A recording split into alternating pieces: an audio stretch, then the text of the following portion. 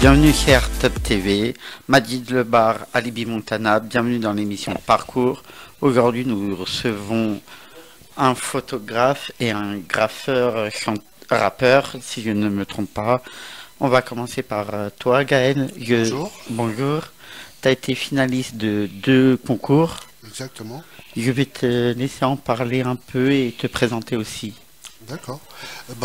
J'ai été donc deux fois finaliste de concours, dont un avec la RATP et un avec le magasin Cirque Photo Vidéo. Suite à ce concours, ouais, j'ai présenté des photos à chaque fois aux 2 concours et j'ai été sélectionné pour être exposé, une avec la RATP dans le métro ligne 3 à Gambetta.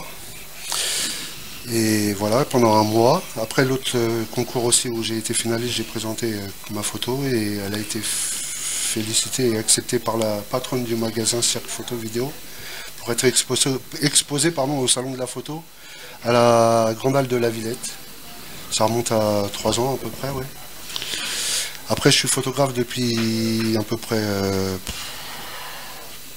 une dizaine d'années, on va dire, ouais. Et voilà, il y a 2-3 ans, je commence une formation en bac pro. Avant, j'étais autodidacte et voilà, ouais, je faisais ça par moi-même. Et donc, il y a 2-3 ans, j'ai fait une formation qui m'a permis de me spécialiser et aller vers l'événementiel, vers les portraits. Donc, depuis à peu près, ça fait combien de temps? 3-4 ans, là, ouais, que je suis photographe dans le milieu du hip-hop, on va dire, où j'ai certains contacts, où je puisse faire aussi des photos lors d'événements, dont rappeuses, dont d'autres petits, enfin des événements un peu partout dans la région parisienne où je puisse faire des photos, quoi, ouais. J'ai vu aussi que tu as pu collaborer avec MC Solar. Non, pas du tout. Non, Brasco. Oui. Brasco, désolé. Brasco, oui. Brasco, désolé. Je me suis trompé avec toi. Désolé. Et oui, j'ai vu Il n'y a aussi. aucun problème. Pas de souci. J'ai vu aussi que tu as fait aussi. J'ai vu aussi que tu avais fait un événement pendant la journée de la femme aussi. Oui, c'était mon premier événement à Alfortville, en fait, lors de la journée internationale de la femme, organisé par Culture DJ, dont je les salue bien profondément et bien fort, ouais, que j'apprécie beaucoup. Et que voilà, où j'ai pu faire des photos lors de cet événement au DJ, où il y avait de la danse, du DJing, il y a un concert de Karine. C'était vraiment exceptionnel et j'ai fait des belles rencontres déjà dès la première fois, quoi, ouais. D'accord. Ensuite, après, beaucoup d'événements aussi où j'ai pu me déplacer par moi-même et puis me faire des rencontres qui m'ont permis aujourd'hui de pouvoir aller faire des photos sur des événements, quoi, ouais. Oui, et pouvoir exposer Et puis tes pouvoir aussi, œuvres. après, voilà, après avoir fait quelques portraits ou quelques scènes, j'ai pu exposer quelques photos, oui, de concerts et de portraits, oui. Et comment est venue cette envie d'être photographe et être dans l'événementiel? Déjà une passion depuis qu'il est adolescent de photos. Et en même temps du rap aussi, donc que j'écoute depuis l'adolescence. Donc voilà, les deux ont pu se mélanger et se faire. Et donc voilà, un vrai kiff, on va dire un rêve qui se réalise, quoi, ouais. Ouais, qui se Qui concrétise. se concrétise et qui se fait en ce moment, quoi, ouais. On peut te retrouver sur un événement avec Krug, si je C'est ne me ça. trompe pas. Exactement. Le Jeudi prochain, jeudi 20 mars, à l'hôtel Mercure, Paris 13, Place d'Italie. à partir de 10h du matin jusqu'à 18 ou 19h, n'est-ce pas, C'est ça. Krug? Il y aura des initiations casquettes et vinyle on customisera sur place. Et puis on présentera nos projets, voilà, toile, tout ça, tout ce qui est customisation. D'accord. Et le projet aussi, la compile que j'ai sorti il y a 2 ans. Voilà.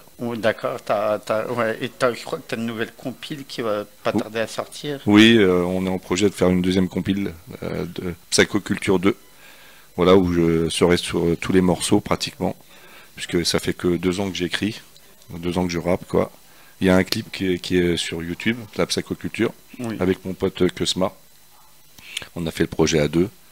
Lui, c'était l'écriture, le rap, et moi, j'ai réalisé le logo, j'ai mis en relation les rappeurs entre eux, et voilà, on a fait un clip. Dans le clip, en arrière-plan, c'est toutes mes réalisations de graffiti. Voilà.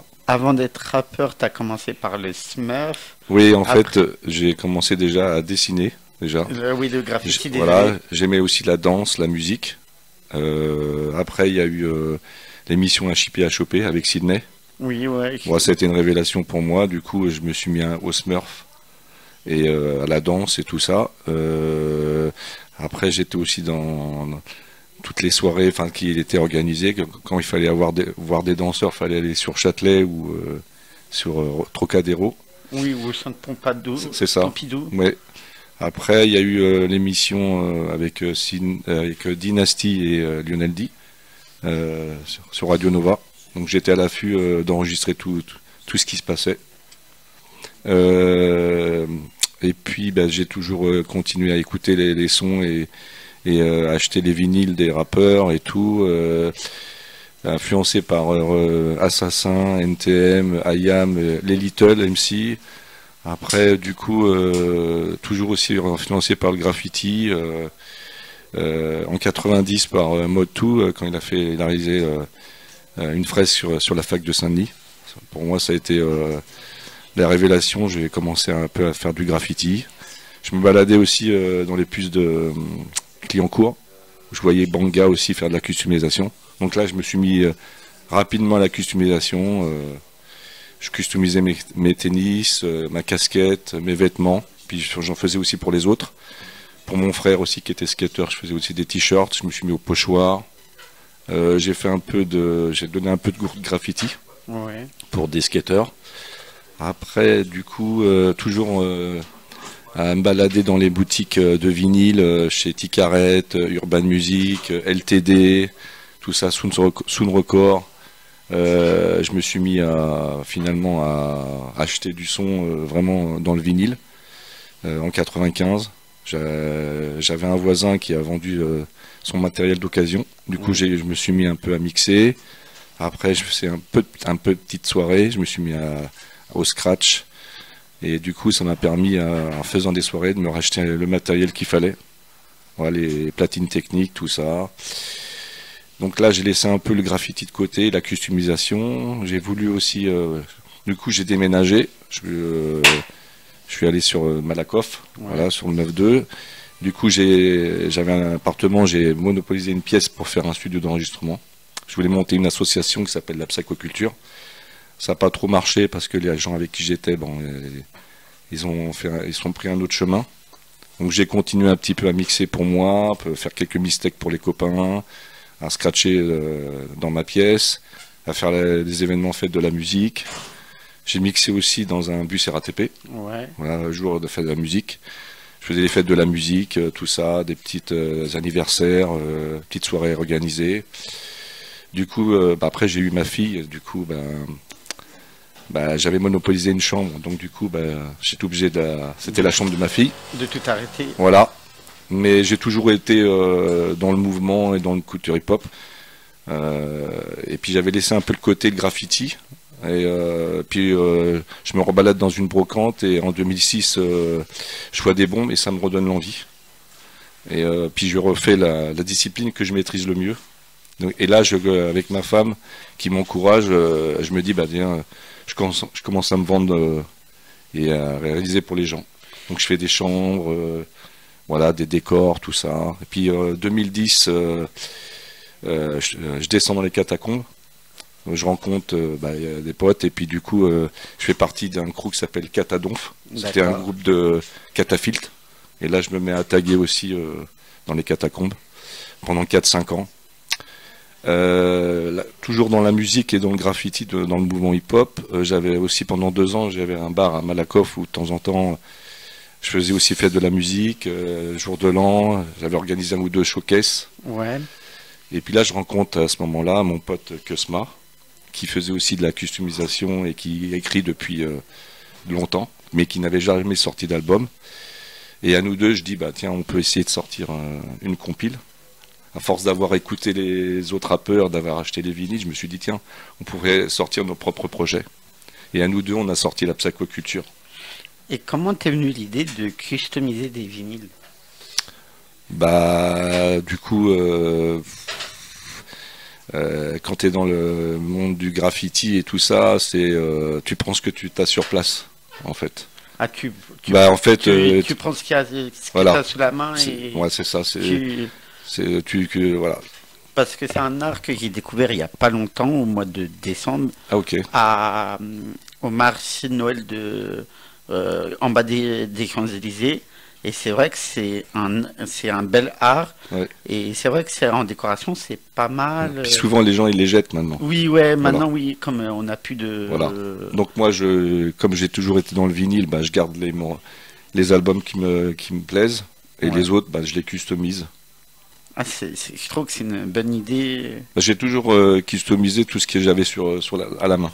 J'étais plus dans la customisation au départ, avant d'être sur les murs. Voilà. D'accord. En fait, je voulais garder mon identité, pas être comme tout le monde. Oui, ouais, avoir vraiment Voilà. sortir du lot. Du lot, c'est ça. Puis je représentais ce que j'aime, en fait. Le dessin avant tout. Et si on veut retrouver tes arts, on peut les retrouver où si Bah là, on fait une expo là D'accord. avec Oui, Gaël, le photographe. le 20. Après, en ce moment, bah, du coup, je réalise une fresque à l'RATP de 200 mètres carrés D'accord. au centre bus de Malakoff. Ouais, je vois que c'est. Ouais. En fait, ça fait un moment que j'essaye de me vendre avec la RATP et Oui. de faire des réalisations. Donc, j'ai fait des terminus de bus, du mobilier urbain, des locaux aussi RATP. Et là, bah, j'ai eu un projet de faire une fresque dans un dépôt de bus, voilà, avec nacelle, parce que la hauteur à peindre est à 4,50 m de haut. Ah oui, quand même, c'est vraiment haut. Ouais. Et là, je réalise, du coup, on est imposé par le croquis, tout ça. J'ai fait 12 planches, j'en ai refait une deuxième. Donc en fait, je réalise tous les bus du centre bus de Malakoff du début des années 1870 jusqu'à nos jours, en passant par des portions de ville de Malakoff. Voilà. Et ça va, c'est pas trop dur à réaliser. Si, il y a du boulot. J'ai pas assez estimé le travail qu'il y avait à faire. Après, je fais un big up à une copine, Betty, une ancienne tagueuse, qui m'aide avec moi. Ah, du coup, ça va plus vite à deux. Bah, c'est surtout qu'il faut être à deux pour, oui, pour le faire. sécuriser. En fait, Ah il y en a oui, un qui soit en bas et puis. Pour sécuriser la nacelle, oui, C'est vrai ça. que j'avais Toujours pas pensé à ça. voilà. Et puis bah voilà, du coup, ça avance, on fait les choses. D'accord. Et pour toi, Gaël, si on veut retrouver tes œuvres, on peut les voir où Bah, déjà, premièrement sur Instagram, ouais. D'accord. J'en ai quelques-unes, sinon après, elles sont chez moi. Ok, pas de souci. Stockées à la maison ou sur l'ordinateur et sur les disques durs. Ok, Mais bah. après, j'ai quelques belles photos quand même sur Instagram déjà. Oui. Ok, bah après, à la fin, je vous laisserai donner vos réseaux Oui. pour les personnes qui veulent vous suivre. D'accord. Je prévois aussi de sortir un deuxième clip sur un morceau Jalousie qui est aussi dans la compile. Voilà. D'accord. Voilà, avec justement mes potos. Donc, du coup, Tonton Noisa, qui fait partie du groupe La Matière, qui Oui. fait essentiellement du son. Et je crois que tu fais pas que du rap, on peut retrouver du slam. Oui, c'est ça. Bah, d'ailleurs, le premier texte, c'est en slam. Jalousie. Voilà, pour ma part. D'accord. Parce que c'est en 3 couplets et moi je finis en slam comme c'était la première fois que j'enregistrais. Et je crois que tu m'avais dit il y a un peu de reggae, un peu de... Dans la compile, oui, il y a un morceau de raga. Ouais. Il y a un ragaman, big up à Ace-Man. Il y a un morceau de big box aussi, big up à Rico in My Big Box. Parce que j'ai pas voulu oublier le big box parce Oui, qu'il ouais. est un peu oublié. C'est vrai que ces voilà, derniers c'est temps, une on n'entend discipline. plus trop parler C'est ça. du big box. Voilà, donc je voulais qu'il y ait aussi que cette discipline, elle soit aussi, c'est une compile quoi, c'est multifonction, enfin il y a plusieurs styles différents. Oui, il y en a pour tous les goûts. Ça reste dans le hip-hop et dans un peu Ouais, le raga, mais voilà, c'est dans le style, mais bon, c'est une genre de compile. D'accord, pas de souci. Puis c'est un partage avec les gens que je C'est- connais, voilà, et C'est que vrai, j'apprécie. c'est vrai que après c'est beau de retrouver sur un album un peu mélange rap, reggae, Ouais. un peu de tout. Je trouve que ça fait beau réunir. Ouais, puis c'est un partage, moi je continue à véhiculer le respect et le partage dans cette culture. Et c'est vrai que c'est un beau message.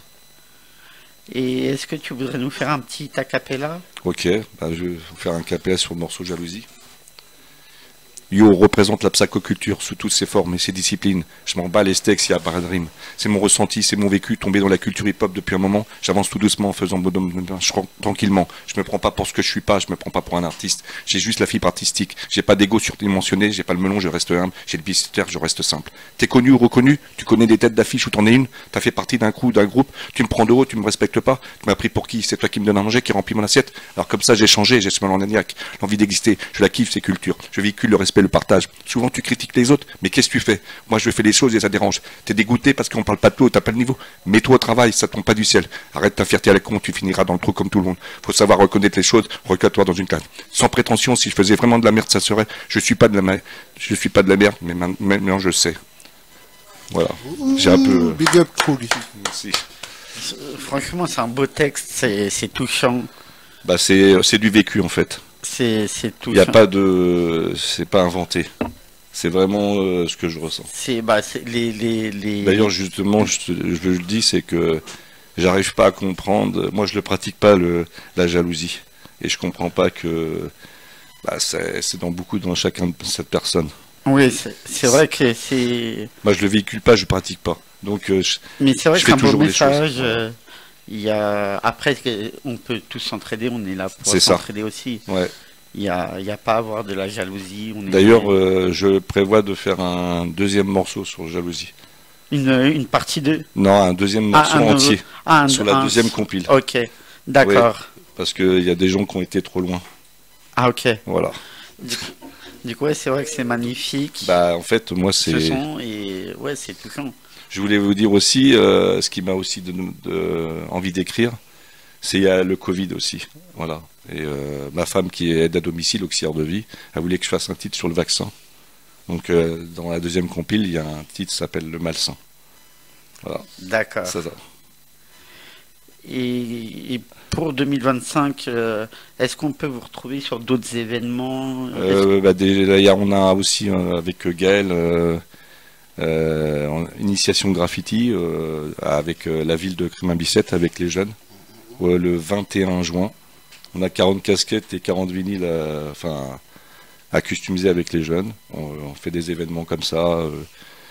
Et tu as un autre aussi événement Oui, il y a déjà le 21 mars au Sub avec les Maurice Channel Star aussi. Au Sub où j'y serai. Il y a le 8 juin aussi probablement à Moissy-Cramayel aussi où j'aurai un stand avec quelques photos. Puis d'autres aussi événements à venir qui ne sont pas encore en finalisation. Quoi, ouais. D'accord, qui sont encore en cours de finalisation. Ouais. Et pour les personnes qui veulent vous retrouver sur les réseaux sociaux? Il y a un chaîne Facebook, Crook Psychoculture. Après, il y a sur YouTube aussi, tapez la même chose. J'ai pas mal de vidéos qui tournent sur des réalisations de graffiti, genre des chambres, des décors que j'ai fait. Ouais. Puis il y a le clip aussi. Et puis Instagram, c'est pareil, c'est Crook Psychoculture. Vous tombez, voilà. Dessus, c'est un peu ma marque de fabrique. D'accord. Et pour toi? Moi, vous pouvez me trouver sur Instagram sur gaël.trinvan.9-photographe. Et sur Facebook, Gaël Trinvan. D'accord. Merci à toute l'équipe d'Artup TV, merci à Alibi Montana et merci à Majid Lebar. Et merci à vous d'avoir répondu présent à l'interview. Merci à beaucoup, Artup et merci à Merci Alibi Artup Montana. et merci à toi. Ouais. Merci.